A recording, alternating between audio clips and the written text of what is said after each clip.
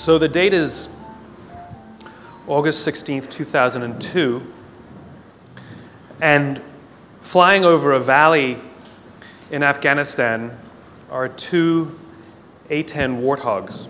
An A-10 is a heavily armored, low-flying, slow aircraft designed to provide ground cover for troops on the ground.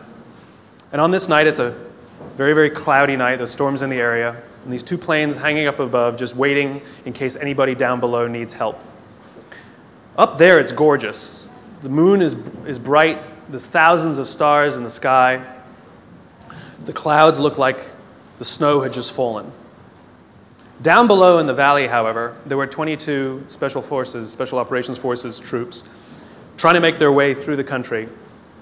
And they could feel that something was wrong. They felt uneasy. One of the pilots up above, call sign Johnny Bravo, and yes, he stands like this. He could feel their unease listening to them over the radio, so he decides he was going to go down below the cloud and just have a look. He tells his wingman, hang out up here, I'll go see what there is. And he points his plane down into the clouds. And as he's going through the clouds, the call comes over the radio, troops in contact. Troops in contact is what they say when they come under effective fire. It means they're in trouble. So now Johnny Bravo points his plane straight down. The plane's getting thrashed about in the turbulence. And when he comes out below the clouds, he's less than 1,000 feet off the ground, and he's flying in a valley, cliffs on both sides. Now, this is only 2002, and the planes were not yet equipped with ground-hugging radar, and worse, they were using old Russian maps. That's all they had at the time. And the sight that greets him is something like he's never seen before, not in training and not in the movies. He sees tracer fire coming from all sides of the valley, pointed right in the middle where the American forces are. And so he picks a point and starts to lay down suppressing fire. And he's flying, and he's in danger of hitting the cliff, of course. He knows his speed, he knows his distance from the map, and he literally counts out loud while he lays down the suppressing fire. 1, 1,000, 2, 1,000, 3, 1,000, 4, 1,000, 5, 1,000. Pulls hard on the stick, pulls back up into the cloud, comes down around again. 1, 1,000, 2, 1,000, 3, 1,000, 4, 1,000. Good hits, it says over his radio. And again, he comes around. 1, 1,000, 2, 1,000, 3, 1,000, 4, 1,000, 5, 1,000. He runs out of ammunition. Fuel is fine. Flies back up to the top of the cloud, tells his wingman, you need to get down there. His wingman isn't sure about the conditions, so the two of them fly back down together. His wingman lays down the suppressing fire, and Johnny Bravo counts as they fly 3 feet apart from each other, wing to wing. 1, 1,000, 2, 1,000, 3, 1,000, 4, 1,000, 5, 1,000, up and around again. 1, 1,000, 2, 1,000, 3, 1,000, 4, 1,000, 5, 1,000. That night, 22 Americans went home alive with 0 casualties. My question is where do people like Johnny Bravo come from? Who are they? Who would risk their lives for others so that they may survive? I asked Johnny Bravo. I asked him, why would you do it? Why would you risk your life so that others may survive? And he gave me the same answer that everybody in his position gives, because they would have done it for me. Now, if you think about it, in the military, they give medals to people who are willing to sacrifice themselves so that others may gain. In business, we give bonuses to people who are willing to sacrifice others so that we may gain. We have it backwards. Wouldn't you like to work in an organization in which you have the absolute confidence and the absolute knowledge that other people that you may or may not know who work in the same organization as you would be willing to sacrifice themselves so that you may survive?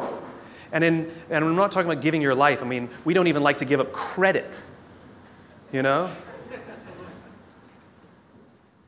So where do people like Johnny Bravo come from?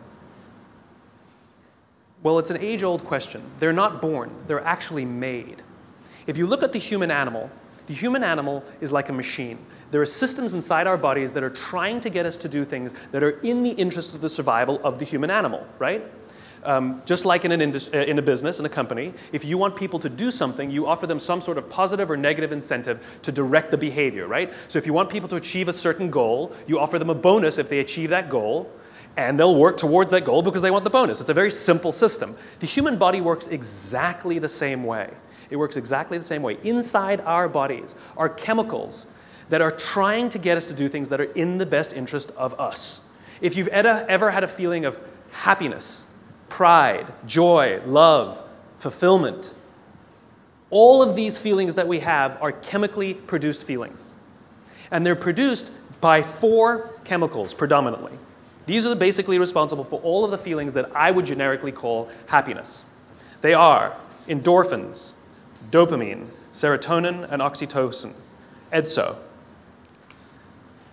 These 2 chemicals, endorphins and dopamine, I like to call these the selfish chemicals because you don't really need anybody's help to get them, right? Let me tell you a little bit about what they are.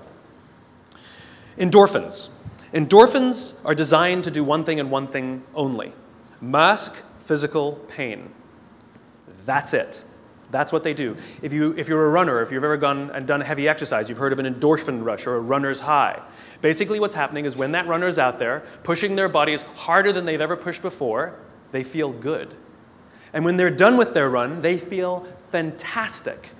And then an hour later, they're in pain for damage they caused their muscles an hour before, right? This is what endorphins are designed to do. They're designed to mask physical pain. The caveman reason for this stuff, because this stuff is all from 50,000 years ago, understand, Homo sapien existed at the same time as other hominid species, and yet we survived and they didn't. What is it about this species that's so good at survival and thriving? Look at the world we've built. It's not just that we're smart. We're certainly not the strongest and we're certainly not the smartest. It's that we're social animals. We have to do things together. We have to look after each other, and we have to work together to ensure that we survive, that we do well. This is how we're designed, right? These chemicals are trying to make that happen. So in these caveman times, 50,000 years ago, Paleolithic era, we had to eat. We're not the strongest, we're not the fastest. But there's one thing that the human animal is made for: endurance. We could track an animal for hours and hours and hours and miles and miles and miles. And if we were tired, we'd keep going. And if we got injured or we had to bring the food back to the cave, we'd continue to do it. And it was so good, it felt so good, that maybe we'd even volunteer to go hunting the next day, just like we get addicted to exercise, right? Oh my God, it was so much fun yesterday. I will totally go hunting tomorrow, right? Good system for the survival of the group. Good system. By the way, the reason laughing feels good is because of endorphins. You're actually convulsing your internal organs, and endorphins are masking the physical pain. I'm sure everybody here has laughed so much that the endorphins eventually run out and you go, stop, stop, it hurts. Endorphins, they feel good. Dopamine. Dopamine is the feeling that you found something you're looking for, or that you accomplished something you set out to accomplish. So you know that feeling you get when you cross something off your to-do list? That's dopamine. Feels awesome. You know when you have a goal to hit and you achieve that goal, you're like, yes! You feel like you've won something, right? That's dopamine. The whole purpose of dopamine is to make sure that we get stuff done, right? The historical reason for dopamine, we would never eat if we only waited until we got hungry, because there's no guarantee that we would find food. So dopamine exists to help us go looking for food. We get dopamine when we eat, which is one of the reasons we like eating. And so when you see something that reminds you of something that feels good, we want to do the behavior that helps us get that feeling, right? So let's say you're out there going for a walk and you see an apple tree in the distance. You get a small hit of dopamine. And then what it does is it focuses us on our goals. And now we start walking towards the apple tree. And as the apple tree starts to get a little bigger, we feel like we're making progress. You get another little shot of dopamine and another little shot of dopamine until you get to the tree and you're like, yes! Okay? This is why we're told you must write down your goals. Your goals must be tangible. There's a biological reason for that. We're very, very visually oriented animals. You have to be able to see the goal for it to biologically stay focused, right? If you don't write down your goals, if you can't see your goals, it's very hard to get motivated, to get inspired. For example, think about corporate visions, right? A corporate vision has to be something we can see, right? That's why it's called a vision. You can see it, right? To be the biggest, most respected, to be the fastest growing are not visions. They're nothing, right? What does that even look like? Respected by whom? Your mother? Yourself? Your friends? Your shareholders? Who knows? What's the metric? Dunno. It's amorphous, doesn't motivate us. Just like I can't tell you, you will get a bonus if you achieve more. You're going to ask me, how much more? I'm going to say, more. Doesn't work. You need a tangible goal. You need a tangible goal, right? Here's a great vision. Martin Luther King, I have a dream that one day little black children and little white children We'll play on the playground together and hold hands together. We can imagine that. We can set our sights on that. And every time we achieve a goal and achieve a metric and achieve a milestone that makes us feel like we're making progress to the vision we can see, we keep going and going and going until we achieve something remarkable. You have to be able to see it. Dopamine. Like I said, dopamine is the feeling you get when you set out to find something you're looking for as well. Talked about the to-do list. I came home from a trip just a couple days ago, and I had a bunch of errands to run, and I wrote down a little list of things I had to do, and off I went, right? And as I was walking past, I think it was the dry cleaners, I don't remember. I was walking past something, I remembered, oh, I have to do that, and I hadn't written down on my to-do list. So I went in and finished what I needed to do, and then when I came out, I then wrote it on my to-do list and then crossed it out. Because I wanted the dopamine. Feels good. Dopamine comes with a warning. Dopamine is highly, highly, highly addictive. Here are some other things that release dopamine. Alcohol, nicotine, gambling, your cell phone. Oh, you think I'm joking? Okay, we've all been told that, if you wake up in the morning and you crave a drink, you might be an alcoholic. Well, if you wake up in the morning, the first thing you do is check your phone before you even get out of bed, you might be an addict. If you walk from room to room in your own apartment holding your telephone,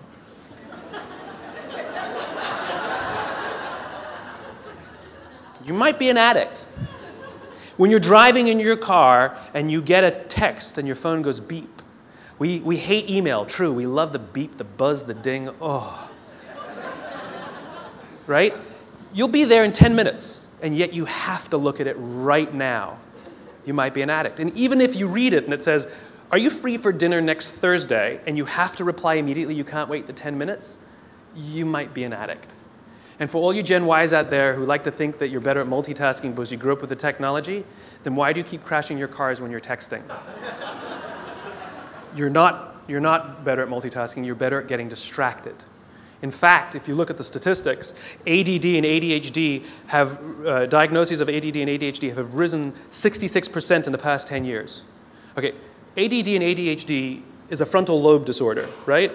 Are you telling me out of nowhere 66% of our youth have a frontal lobe problem?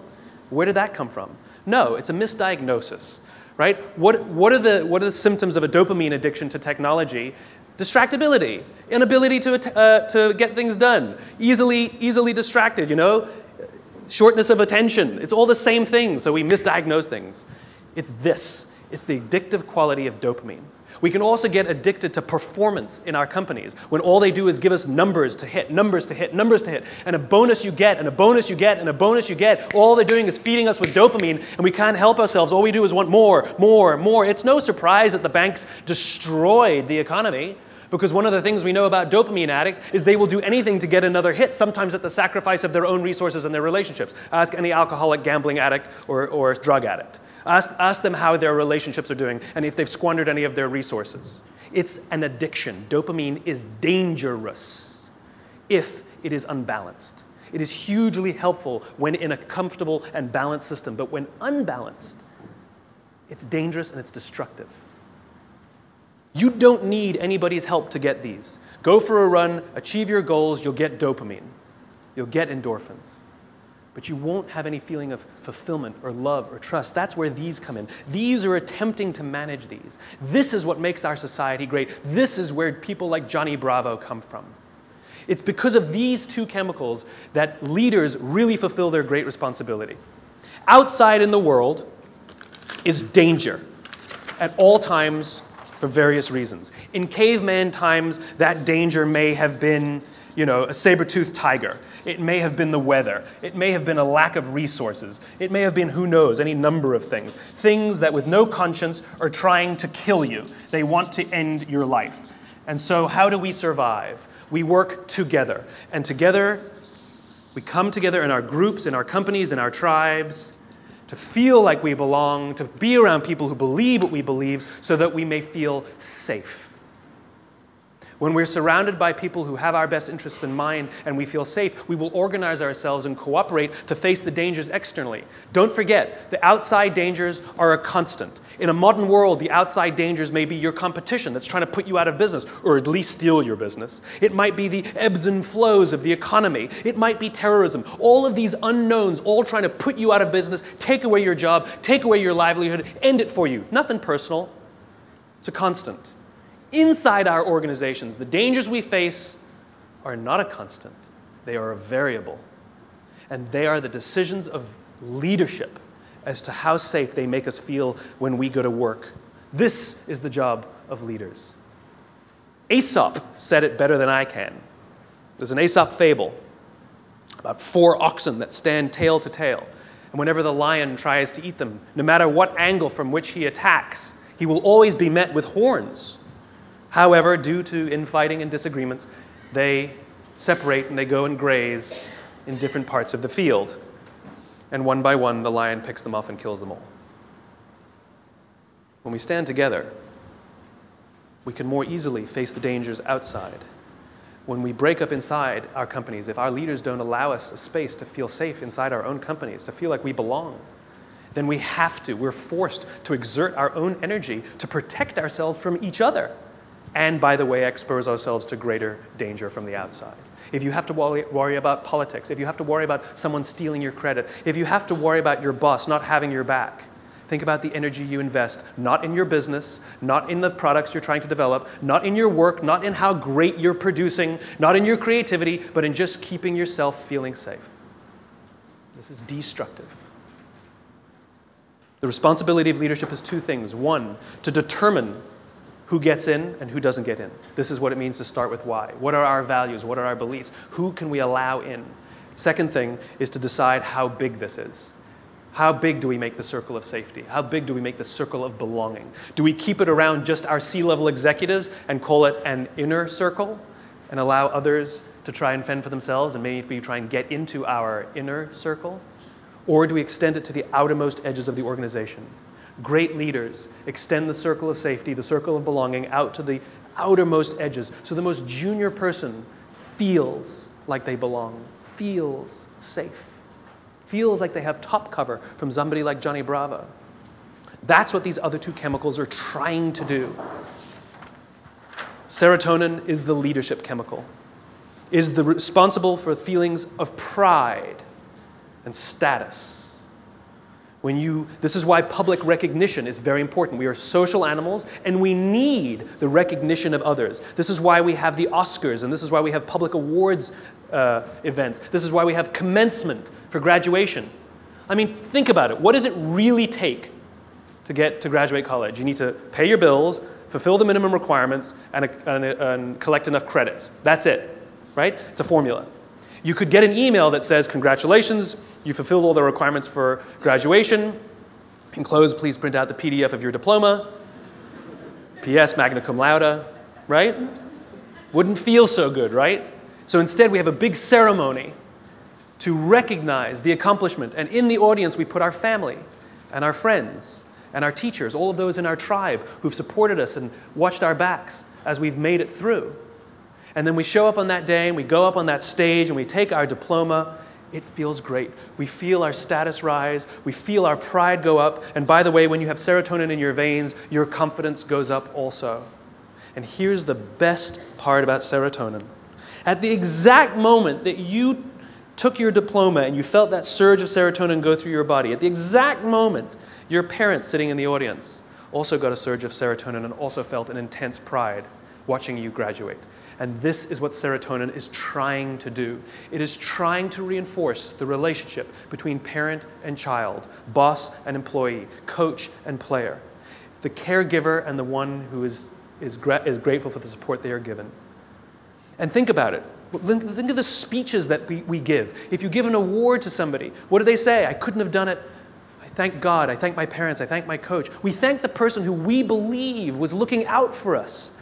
We could not have done this without them, we say. And they look at us and they say, so proud proud of you. And we work to make them proud. Great teams don't want to win the trophy. Great teams want to win one for the coach. They want to make the coach proud. We want to make our parents proud. And it raises our status, and it raises our confidence, and it feels good, and we in turn will look after others so that they may accomplish the same. This is what serotonin is trying desperately to do. The problem is you can trick serotonin. We live in a materialist society, so we judge status very often in our country based on how much money you make, right? So any conspicuous display of wealth raises your status. This is why they put the logos on the outside. No good on the inside, nobody can see them. We want the red line of our Prada glasses. How good, you own a pair of designer shoes, how good does it feel to put on your Gucci shoes? Oh my God, it feels so good. You walk out and you feel $1 million. You can actually feel your confidence rise when you put on the stuff, right? Because it's showing this display of status. It feels great. The problem is there was no real relationship that was reinforced because of it. You tricked the system. That's why we keep trying to accomplish things and accumulate more and more material goods, and yet we never feel successful because there was no relationship. We tricked it. We gamed it. Serotonin is the leadership chemical. The reason I call it the leadership chemical is a historical reason, a very simple historical reason. We had a very practical problem as our animal was developing, as the Homo sapien was developing. We lived in communities of about 100 and 150 people. And there's a very practical issue, which is if we're hungry and somebody brings back food and drop a carcass on the floor, we're all going to rush in to eat. And if you're lucky enough to be built like a linebacker, you will elbow your way to the front. And if you're the artistic one of the family, you get the elbow in the face. Not a good system to keep the whole tribe alive, and definitely not a good system for cooperation. Because remember, the value of group living means that if I trust you and you trust me, I can fall asleep at night and trust that you will alert me to danger. If I don't trust you, I can't go to sleep at night. It's the same in our companies. If we trust each other, we will turn our backs, we will take risks, we will innovate, we will do things that will change the course of our world. If I don't trust you, I can't do that. I can't do that. There's value in group living and group working. And so if you got an elbow in the face that afternoon, odds are very high that you're not going to wake the guy who punched you if danger's there. You're just not going to do it. Bad system. And so we evolved into hierarchical animals. We're constantly assessing and judging each other, constantly arranging ourselves. Who's the alpha? Who's the dominant? Who's the one who sort of is the more dominant personality or dominant talent in the room? In caveman times, it might have been physical muscle. In a creative industry, it might be talent. In the military, it might be courage. There's no standard by which we judge alphas. It's relative to the industries we're in.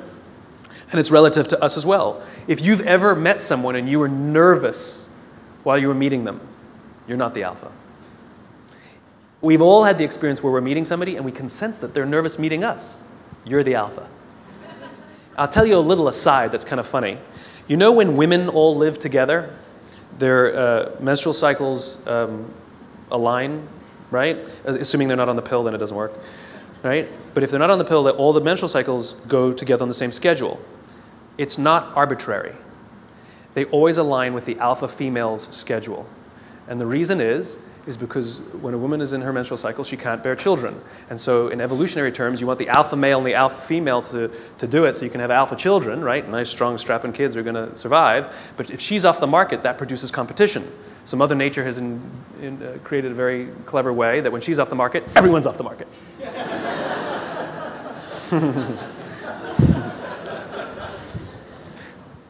Back to the talk. So we're constantly judging and assessing each other who's alpha, right? And what we do is when we assess that someone else is the alpha, we voluntarily take a step back and allow them to eat first. Alphas get first choice of meat and first choice of mate. Good system. Good system. The alpha gets to eat first. The rest of us may not get the best cut of meat, but we will get to eat eventually, and we won't get an elbow in the face. Good system. We'll happily alert them to danger later.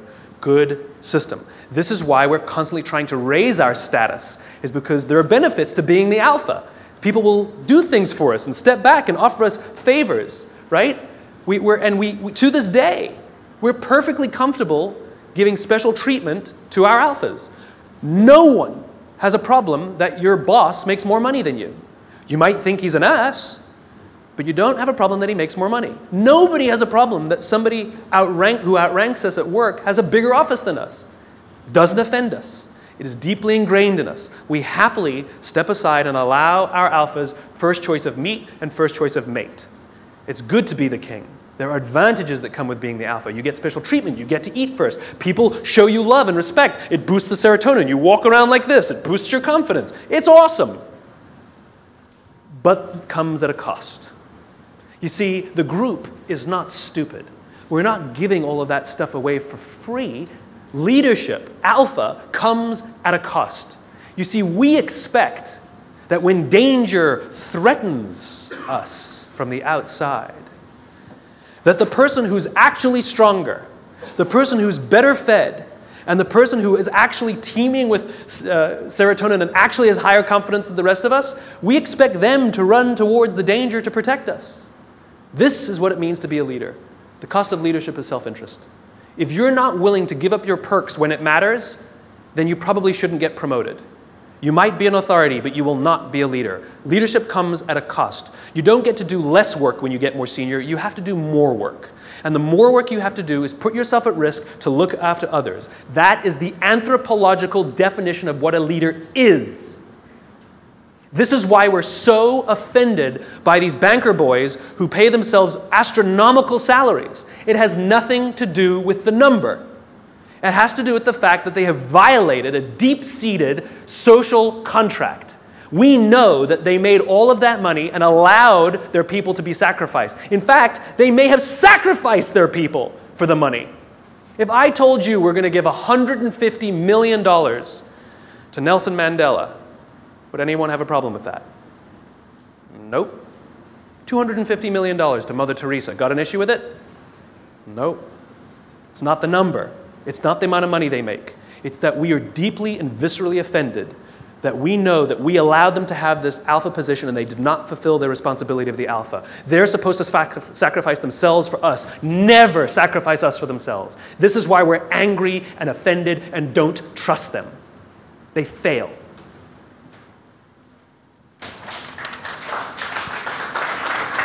Oh, there's more. Oxytocin. This is the best chemical of all. Oxytocin is the feeling of love and trust and friendship. It's all the warm and fuzzies. It's all the unicorns and rainbows. It's the reason we like to spend time with our friends even if we don't do anything with them. We just sit and watch TV. We love their company. I promise you, nearly every single person sitting in this room today chose the person they're sitting next to. You're not sitting next to a stranger. You're sitting next to somebody you met, came with, or kind of know a little bit. Why? Because it makes you feel safer, doesn't it? If you got up and went and sat next to strangers, it wouldn't feel so good. That's the feeling of oxytocin. Oxytocin is that intense feeling of safety that someone's got your back. There are multiple ways you can get oxytocin. One way to get it is physical contact. Hugging feels wonderful. Right? When women give birth to children, huge surge of oxytocin in their body. This is what's responsible for the mother-parent, the mother-child bond. Right? It's all that oxytocin in the system. This is why shaking hands matters. Imagine you're doing a deal with someone, and you're ready to sign the contract, and you say, "I'm so excited to do business with you." And they go, "I don't need to shake, let's sign the contract, I'm also excited to do business with you." And you go, "Great, well let's shake on it then." They go, No, I agree to all the terms, let's get this deal done, I can't wait to work with you. You might get everything you want in the contract, but business, relationships are not rational. They're about feeling safe, they're about feeling we belong, it's human. And one of the ways we want to know that that relationship is solidified is with physical touch. Their simple refusal to touch you, to exchange that oxytocin, means one of two things will happen. You will either completely scuttle the deal, or you will go into it nervous. Human bonds matter.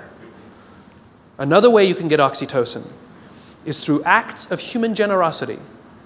An act of human generosity is defined as giving of your time and energy and expecting nothing in return. Money doesn't work, sorry. If I told you that this morning I gave $1,000 to charity, what would you think of me? You'd be like, good for you. What, do you want a medal? But if I told you that last Saturday I gave up my day and I went and painted schools in the inner city, then what would you think? You'd be like, nice, cool, I should do more, right? The value of my labor, much less than $1,000, could have hired many more people for $1,000 to go paint schools in the inner city. But you see, as human beings, we put a premium on time because it is an equal commodity and it is a non-redeemable commodity. You spend money, you make money. You spend time, you'll never get it back. Some of you are sitting in this room right now saying, I will never get this time back. I got nothing for you. So we put a premium on people who give us their time and energy. A leader who says to you, I'll pay for something for you, is not a leader. A leader who comes and sits down next to you and says, how can I help you, is a leader. I was talking to some oil executives, and they were trying to convince me that they really care about how fulfilled and how happy their employees are at work, to which I said, no, you don't. And they said, no, we do. And I said, no, you don't. And they said, yeah, we do. You see how this went. And I said, I bet you hired some high-priced consultancy to come and do a web survey about whether people like their jobs or not. And they said, well, we didn't hire a consultancy. I said, okay, so it's kind of like sending your son an email, right? Dear son, your mother and I care that you feel like a valuable part of this family. Please tell us candidly what we can do better so that you feel like you belong here because we really love you. Love, Dad. Or you go into his room, you sit on his bed, and you say, hey, son, your mom and I really care that you feel like a valuable member of this family. Please tell us candidly what we can do better because we want you to feel like you belong and we really love you. Same words, same intention, same desire. The difference is one you gave time and energy and the other one you didn't. This is the problem with email. It's too easy. It's too easy. There's no time and energy expended. It's too easy. Don't feel anything. If I come to your house for dinner and you make me a lovely dinner, the next day I send you a very nice thank you email, what a wonderful host you are. Or 3 days later, you receive a handwritten note from me with the exact same words that were written in the email. Which one makes you feel better? Handwritten note. The sentiment was the same, the words were the same. The difference is one took a little more time and a little more energy. Leaders are the ones who give us their time and give us their energy, not the ones who give us their money. It doesn't count, it doesn't work, just biologically doesn't work.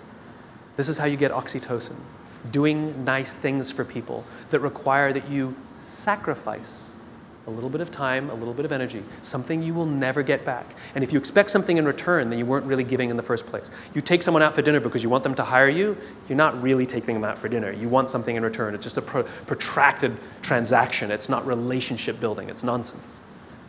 I was walking down the streets of New York, true story, and the guy in front of me, his backpack opened and a bunch of paper spilled out on the street. Didn't think much of it. I bent down, gathered the papers up, handed them back to him, and pointed out that his bag had opened. I did a small act of generosity for somebody. I got a small burst of oxytocin. I felt good. Also, the person on the receiving end of the act of generosity feels good. They get a shot of oxytocin. He felt good. He says thanks. I get to the end of the block, and I'm standing waiting to cross the street.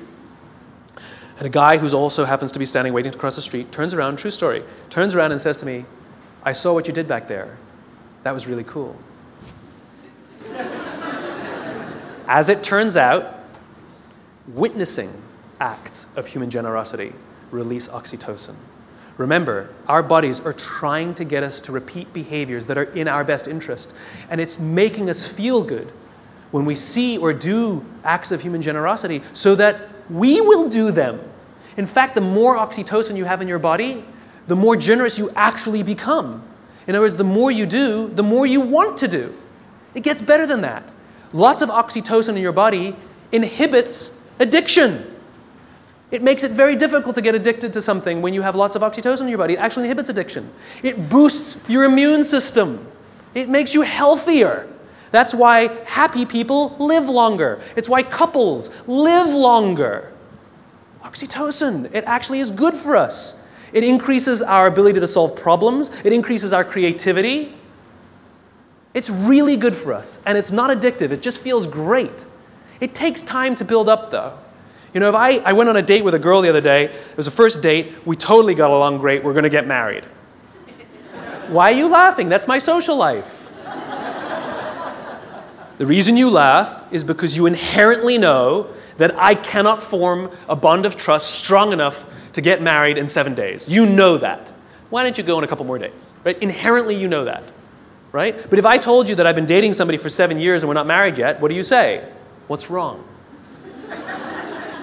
In other words, we know that that bond of trust takes more than 7 days and less than 7 years. Don't know how long it takes, though.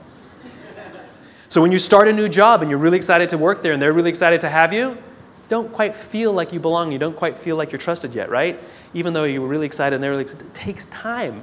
And you have to do little acts of generosity and make little sacrifices, do little things for people. Not big risks, small risks. It's like dating. You know, you don't start by buying them a diamond. You start by taking them for lunch, buying them a drink, you know? Little bits. Then they take you out, or you take them out again. You do something a little bigger. Then you do that in a movie. Then they come over, and then you buy them flowers, and then you say, I love you. And one day you wake up in the morning, it's like you press this belief button. You just, I'm in love. I don't know when it happened. It just clicks, and you feel like you belong. Same thing at work. Same thing at work. It just clicks, and you feel like you belong because you got enough oxytocin built up in your system. We don't allow this to happen. We're too busy sending emails. We're too busy sending emails. The next time you want to tell somebody something, email is fantastic for the exchange of information, right? It's fantastic. Here's the report you wanted. The meeting's at 4 o'clock. Fantastic. What did you think of my idea? Do not reply on an email. That's an emotional question. Email is a rational tool. You get up from your desk. You walk the 30 feet. And you say, wanted to tell you what I thought of your idea. And I promise you, not only will that information be better received, but you will start to create relationship because oxytocin starts to get released. If you can't get up and walk 30 feet, pick up the telephone. I've done it. It's an amazing thing. You pick up the phone and you go, hey. They're like, hey, what's the matter? They're like, no, I'm just replying to your email. Wanted to tell you what I thought. What? And people who tell me, but I need a paper trail. Have the conversation, hang up and say, just to confirm what we talked about, boom, there's your paper trail. The reason we get so many emails is because we reply to them all. And 12 emails are sent, and then somebody misunderstands something, and somebody gets angry, and then you have to pick up the phone and deal with it anyway. Do it at the beginning. Quicker, easier, better. Biology. Give your time and give your energy. And this is why leadership is really difficult, because you can't give it to everyone because you don't have enough to give to everyone. You just can't. You have to make sure that you can trust others, to trust others, to trust others, to trust others. And this is what happens in this circle of belonging, in the circle of safety. This is what effective bureaucracy is, which is, as the CEO, as the leader, or whatever your job is, you have one responsibility and one responsibility only, which is to make sure the people you know that you have physical contact with, you know their names, are confident and feel looked after, and encourage them to do the same for the ones who work beneath them, who work beneath them, who work beneath them. And when this group of people really feel safe, then they will invite in the customer to also feel safe. They will talk to these people as if they are human. I actually flew on an airline recently, and I was appalled at how I was treated. It was disgusting. It was like cattle, right? And I said something. I said, why do you treat people like cattle? And she literally said to me, I'm sorry, sir, I have to do it or I'll lose my job. What did she tell me? My organization that I work for doesn't make me feel safe. I don't feel like I belong. So I'm going to treat you like dirt to protect myself. As opposed to somebody who feels safe and says, sir, I will do everything in my power to make sure that you feel happy and good because I'm not worried. That's called a highly effective organization. There's one more chemical I haven't told you about. The big C. Cortisol. Cortisol is the feeling of stress and the feeling of anxiety. We share these chemicals with all the social mammals. And so when you see a herd of gazelle, you've all seen the documentary on Discovery or whatever, right? You see a herd of gazelle grazing, and one of them thinks they hear a rustle in the grass, and they go, head, right? That's what cortisol does. Cortisol is designed to keep us alive. It is the first stage of fight or flight. It makes us paranoid. It makes all of our senses hyper-attuned to look for danger. It injects glucose into our muscles to make us stiff and ready to go in case we need to fight or flight. It increases our heart rate like crazy, right? And it makes us start looking. It makes us paranoid to find the danger. And the cool thing about cortisol when you work in a social environment is if other people sense that you're nervous, they get nervous. So all the other gazelle go, They didn't hear anything. They just saw Steve over there get really freaked out. And so they got all freaked out. And now they all start looking for the danger. Good system. And one of them, who didn't even hear the initial rustle in the grass, sees the lion, runs, they all live another day. Good system. So that when we go to work and somebody says, I think there's going to be layoffs, all of us are like, what do you mean? Wait, we're all paranoid now. We're all freaked. I shouldn't have talked in that meeting. We start to get crazy. We start to get paranoid. Our hearts start to race. That's what cortisol does. It's trying to keep us alive. You wake up in the middle of the night, you hear a bump in the middle of the night. What's the first thing you do? You wake the person next to you. And then what do? They go, And if there's nothing there, you go and trust your eyes, right? You go looking for it. We're visual animals, right? If there's nothing there, you go like this. Cortisol leaves our body, and we relax, and our heart rate goes back down. Cortisol, to get all of that extra energy, to make us paranoid, to make us self-interested, it needs to shut down non-essential systems because it has to get it from somewhere, right? So it shuts off things like growth. You don't need your fingernails to grow at that moment. It shuts it off. The other thing it shuts off is our immune system. Don't need it in that moment. The problem is you're not supposed to have cortisol in your system all the time. You're supposed to have it in and then gone. And when we go to work in a place that doesn't make us feel like we belong, that doesn't make us feel safe when we're at work, guess what? We got little bits of cortisol dripping in our body. Drip, drip, drip, drip. Makes us paranoid. Drip. I know my boss hates me. I know he hates me. He hates all my ideas. I know it. Drip, drip. It makes us self-interested. One of the things cortisol does, it inhibits the release of oxytocin. Biologically, if you work in a high-stress environment where you don't feel safe, you are biologically less empathetic and less generous. We don't care about each other because we're too busy trying to protect ourselves. Drip, drip, drip. Our immune systems are now compromised. Drip, drip, drip. We live in a country with some of the best medical education in the world, some of the best medical systems in the world, some of the best doctors in the world, some of the best hospitals in the world, some of the best medicines in the world. Please explain to me why diabetes is on the rise, heart disease is on the rise, some cancers are on the rise. It ain't partially hydrogenated oils. Our jobs are killing us. And the people who are responsible are the leaders. And we also know that parents who come home stressed out, their kids learn that this is what work is. That work is something that makes you short-tempered and unhappy. And so they expect it as they grow older. Worse, we know that parents who come home upset and angry, it has such a negative impact on their children that there's some studies that show that they might actually become bullies because of their unhappy parents who hate their jobs and have excessive amounts of stress. Our companies are literally killing us. So what are you going to do about it? What are you going to do about it? Leadership is not a rank. Leadership is not a position. Leadership is a decision. Leadership is a choice. It has nothing to do with your position in the organization. If you decide to look after the person to the left of you and look after the person to the right of you, you have become a leader. You've seen the movie 300, right? The Spartans, the greatest fighting force of all time. You want to know one of the things that made the Spartans great? Wasn't their muscles, wasn't their spears. It was their shields. They stood shield to shield, and the phalanx was strong because those shields were big. And they were told when they were young children, you either bring your shield home or you come home on your shield. The punishment for losing your shield was tremendous in battle. Because if you lost your shield, that means you cannot protect the person to the left of you and the person to the right of you, and you have destroyed the phalanx. It's the shield that matters, not the spear. Not the spear. It's your willingness to sacrifice yourself, not your life, maybe your credit, maybe your little time, maybe a little energy, maybe your time, maybe getting up from your desk and talking to somebody for 30 minutes instead of sending a 3-minute email. It's your willingness to sacrifice for someone, to hold that shield up so that they feel safe, that makes you a leader. And you want to know how you beat a dopamine addiction? If you're worried that you're addicted to performance and all those dopamine things, Alcoholics Anonymous has been highly effective for decades, 80-something years. We all know the first step of the 12 steps. We joke about it, right? Admit you have a problem.